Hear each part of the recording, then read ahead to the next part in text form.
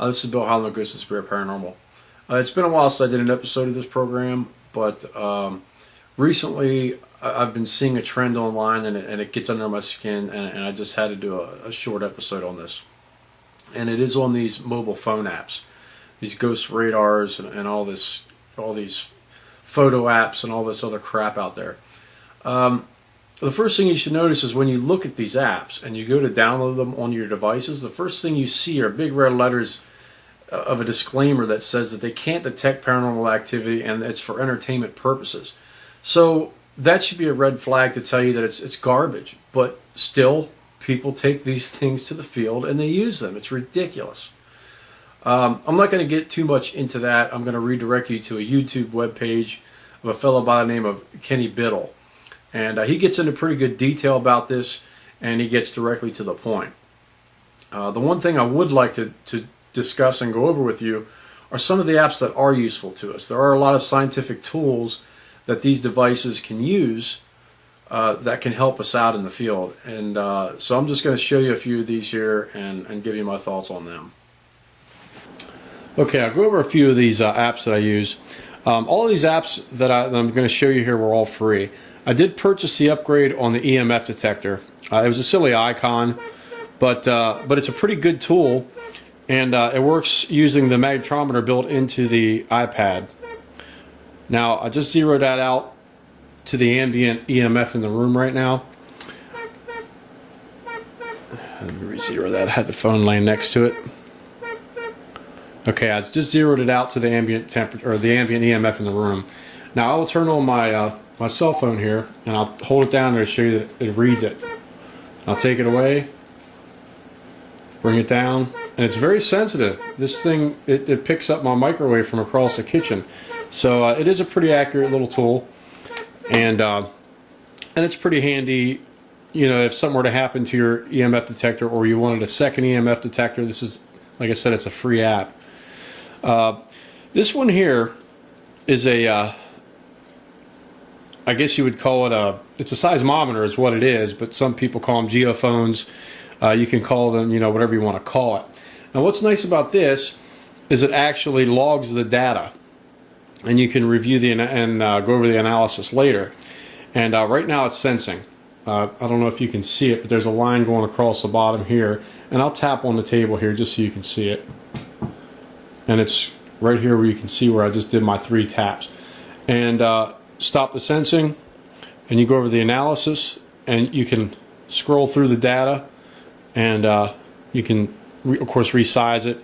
They have all the measurements on the side, so you can see the frequencies of all the vibrations. Another nice little handy tool. This is basically, it's a display of all of the sensors that are in the iPad. You have your accelerometer, which measures movement of the iPad itself, the gyroscope, which is on the x-axis, and the magnetometer. Just to show you that works. See, if you keep your eye on the magnetometer, I'm going to wave a magnet over top of this, and you're going to see those numbers off to the right just completely spike. You see that?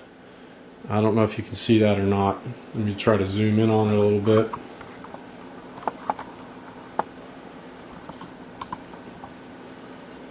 But you can see it just completely freaks. So that's a pretty handy little tool. You can pick up EMF with that tool also. And there again, you can, let me get back to that real quick so show you a little feature here. You can actually record the data.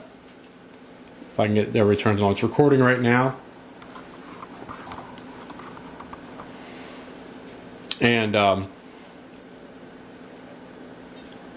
it's recording. Now I'll turn it off. And you can email that data to yourself. So that's a pretty handy little thing too, because it records the data and you can go over the information again later. You have a decibel reader. Pretty average, simple little tool.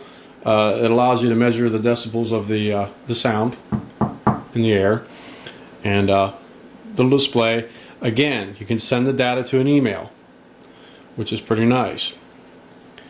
We have a voice recorder. You can actually record audio on this thing. Another free download. Pretty cool. You know, your typical flashlight. I'm not even going to get into that. You have a compass.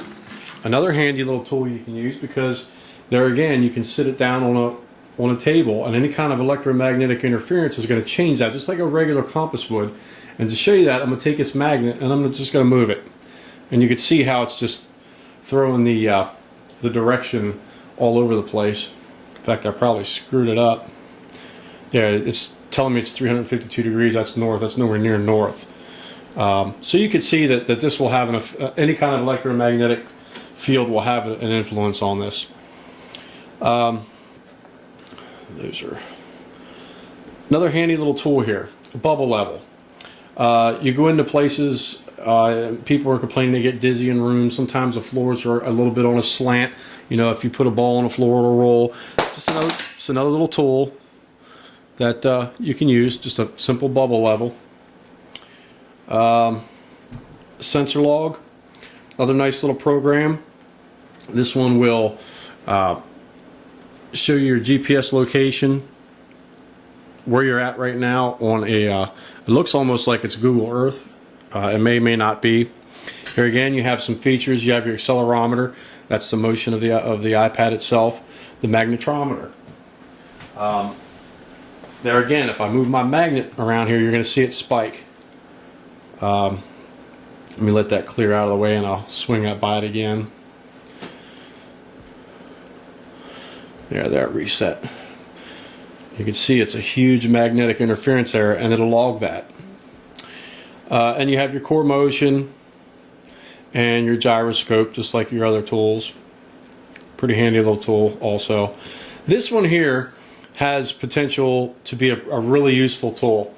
Now you see television shows where people will have these plasma balls, and the hopes are that, you know, if something touches it, you'll see it. This is another good example, and you can also use it to replace these touch pads, these yes/no touch pads and all this stuff. If you touch it, not only will it change the current on the screen, but it'll make a sound, which is pretty nice.